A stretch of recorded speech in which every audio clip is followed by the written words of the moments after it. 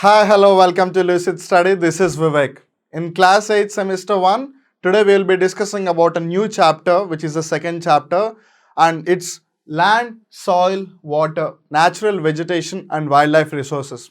Well, if you remember what we have discussed in chapter 1, which was resources, we got a clear idea like what do we call a resource, or like what can be a resource, and what are the different types of resource. Like we got to know natural resources, we got to know about human made or man made resources, we also got to know human himself as a resource. And this particular chapter we will be talking something with respect to the natural resource. Why? Because when we were discussing about natural resources in chapter number 1, we clearly got to know that the air that we breathe or the water that is available in lakes, ponds, rivers nearby, all these are natural resources. Why is it so? Because they are the resources which are being drawn from the nature. And in this particular chapter, we will be getting much more in detail with respect to land, soil, wildlife, and in the same time, water resources as well. First and foremost, we will be talking about land. When we say land, it is one of the most important natural resource. And why is it so? Because it's very limited, or else we can say compared to all the other natural resources, this is one thing which is relatively less in proportion. Like when we say air is completely filled in this atmosphere. And when we say land and water on the surface of the earth, almost 70 to 71% is covered by water, which basically means 29 to 30% on the surface of the earth is land. So obviously we can say it's the minority. Because the land is in less proportion, it is always in demand. Well, we'll get to know much more things in detail, but remember, land is one among the most important natural resources. It covers only about 30% of the total area of the Earth's surface. This is something that just we got to know.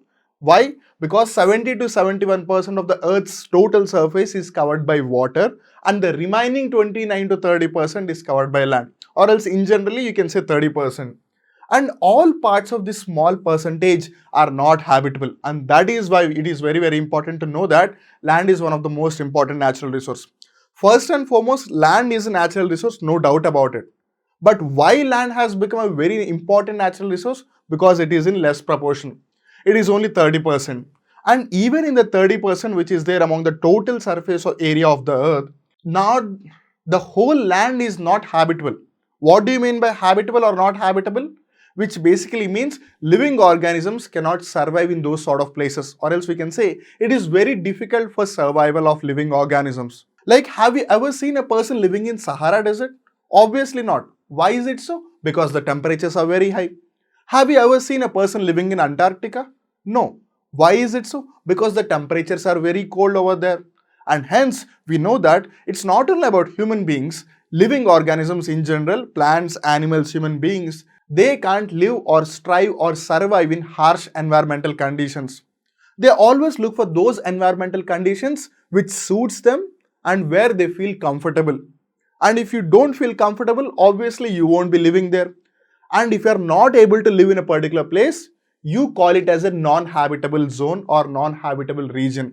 In the same way, the 30% of the land which is there on the total surface area of the earth, among the 30%, few areas are such harsh that no living organism survives over there. We got to know that not the 30% of the land which is there is completely habitable. Much of those parts are not habitable. Well, if you look into this picture, we can clearly get to know that there are different types of landforms. There is volcano, there are hills, there are islands, there are canyons, there are deserts, oceans, rivers, jungle. Jungle in the sense we can also call it as a forest, mountains, marshes, waterfalls, plains. Where can you see all these things? Of course, on land. Well, you might say, sir, ocean is a water body, why are you calling it a land? Just think about this. We are talking about the surface of the earth. Out of that surface of the earth, 70% is covered by the water. Even then, it's a landform. But what about the land? We have volcanoes on land, we have hills on land, we have desert on land, we have mountains on land, we have plains on land, we have jungles and forests on land, we have rivers on land. In that way, we can't live on a volcano, right? Obviously. We can't live on a mountain because the climatic conditions are very harsh. We can't live on a hill. Of course, these days some very crazy people go and build their houses, but that's not suitable and sustainable in the longer term. And when we observe carefully, we can clearly get to know that most of the people always try to live in a plain because that is the most suitable area, or else you can say the region where the climatic conditions are suitable for survival.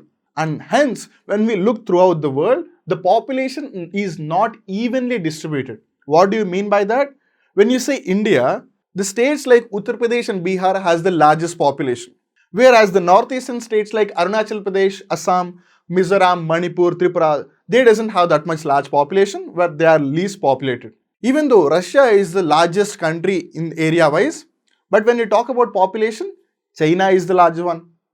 When you talk about America being larger than India, America's population is almost 1/4 to 1/5 of India.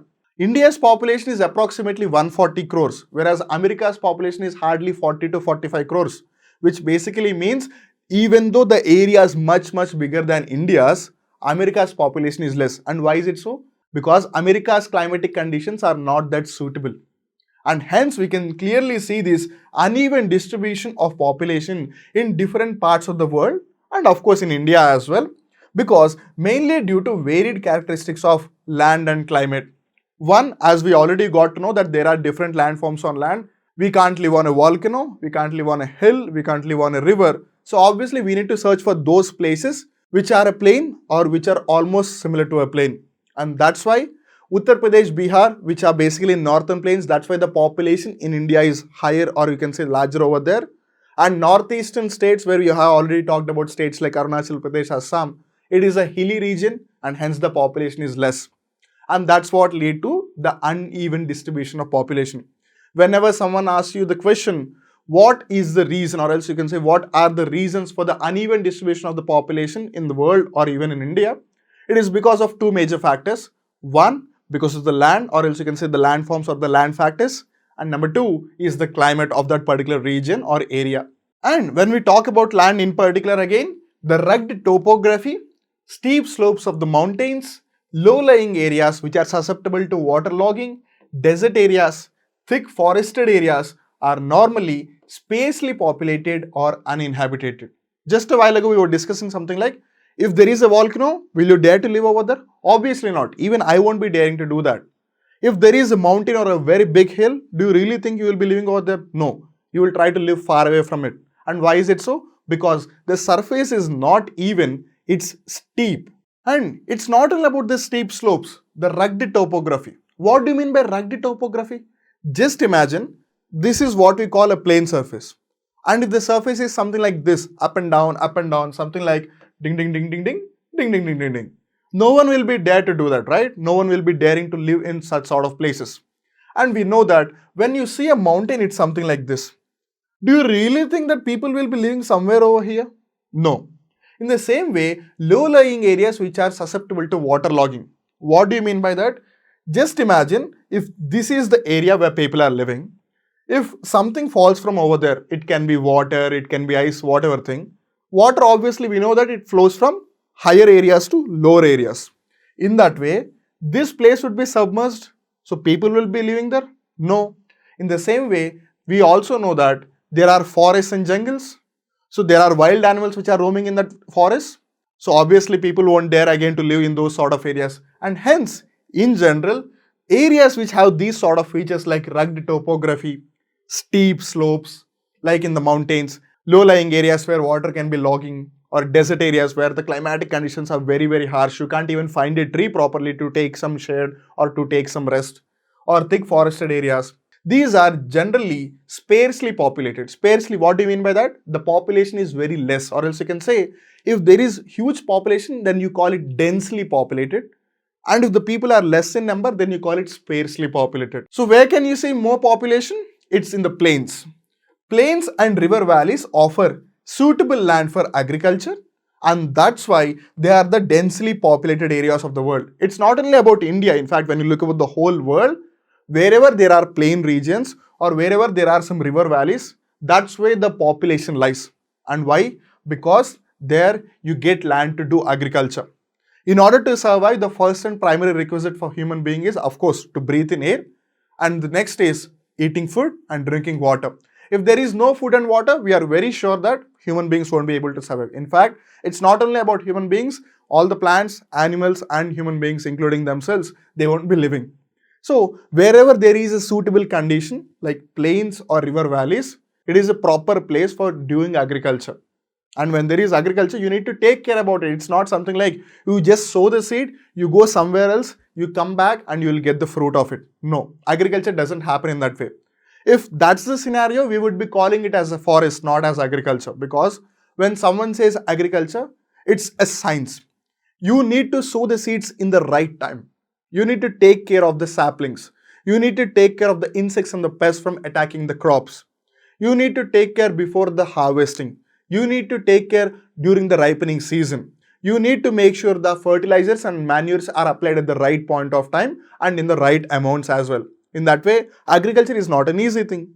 And if someone is doing agriculture, he or she needs to be living in that zone because they need to look after it. And that's why wherever there is agriculture, and that's where the population lies.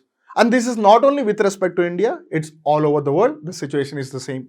We already got to know that out of the total surface area on the planet Earth, 70% is completely filled by water and only 30% is by land. And even in the 30% of the land, there are landforms like mountains, volcanoes, hills, forests, which are not habitable for people to live over there, and hence people live in those sort of areas like plains and river valleys. And why is it so? Because it is suitable for performing agriculture. Well, let me tell you an interesting fact. 90% of the world population occupies only 30% of the land area. Now, this is something which is quite confusing. Why is it so? Because we only have 30% of the total surface area of the land. In that 30%, 30% of the land is completely filled by 90% of the population. What do you mean by that? Just imagine that 700 crore people are there. Of course, the number is increasing. Right now, it's somewhere around 800 crores. Just for calculation purposes, I am saying, assume that there are 700 crore people. Out of that 700, we are saying 90%. Now, what do you mean by that? 630 crore people are living in the 30% of this 30%. Out of the total land available on the planet Earth, only 30% caters the 630 crore people. And that's how land is in demand. And that's why land is a very important natural resource. The remaining 70% of the land is either sparsely populated or uninhabited. And why is it so? Because we already know the reason. Rugged topography, hilly steep slopes of mountains, low-lying areas for waterlogging, deserts, forests, jungles, etc. So by now we clearly got to know that it's not that easy to live on land. And why is it so? Because of the topography or because of the physiographical features. Which means we need to use the land very carefully. Why? Because on one side, we need shelter to stay, and on the another side, we need food to live, and hence we need to do agriculture as well. And hence, there is something called that we need to focus upon, which is called as land use. The name says it all, using the land. And why are we using the land, or what are the different purposes that we are using it for? Land is used for different purposes such as agriculture, forestry, mining, building houses, obviously we need to stay somewhere, right? Roads and setting up of industries. All these are happening in that land only. And that's why it is very important that we need to use it carefully. This is commonly termed as land use because we are using land for different purposes, hence the name land use. The use of land is determined by physical factors such as topography, again the physical features, soil, climate, minerals and availability of water. Just take the example, mining. What do you mean by mining? Extracting the minerals from the earth's crust. If there are no minerals, will someone go to a particular place and mine something? No, obviously not. If you want gold, first you need to know that there is a gold mine over there. You simply can't go to each and every place on the planet Earth and start searching for gold. When you know that there are aluminum ores, or else you can say when you know that there is an aluminum ore, that's when you start mining for aluminum. In that sense, in order to do mining, first you need to know minerals.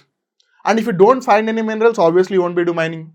And if there is a forest, and one more thing, when we talk about building houses, we know that the basic requirements are electricity, water, right? Because you stay over there, and obviously food. If in those regions where you are trying to build a house, the climate is very harsh, do you really think our parents would construct a house over there? Obviously not. In that way, whatever that you are using the land for, it might be for agriculture, it might be forestry. Remember, forest and forestry are not the same. Forest is something where we have the concentration of the trees. Forestry is when human beings build a forest, when human beings grow trees on a very large scale, that's what you call it as a forestry. Or if human being want to do some mining or they want to build a house or a road, they will look after all these features. If the soil is not strong, it is very difficult to construct a house. If the soil is not good, it's not good for agriculture because the soil has to be fertile enough to make sure it provides the nutrients to the growing crop. And hence, for all these activities, in order to make sure the land use is done properly, these are the factors which affect it, or else you can say these are the factors which influence the land use. And sometimes it's not only about these physical factors. Sometimes even human also becomes a very influential factor. Human factors such as population and technology, they are also important determinants of land use pattern. Why is it so? We got to know that 90% of the human population lives in the 30% of the 30% on the total surface of the earth. Why is it so? Because humans also doesn't live in harsh conditions. They live in areas like plains and river valleys. In that way, it's a human factor and population is a human factor. In that way, population and technology also play a key role in land use. So if someone asks you, what is land use? Using the land for different purposes is land use. That's very clear. What are the factors that influence land use? Well, there are two. One, which are natural, or else you can say physical, which are nothing but topography, soil, climate, minerals, and availability of water. And what is the second one? Human factors. And what are they? Population and technology.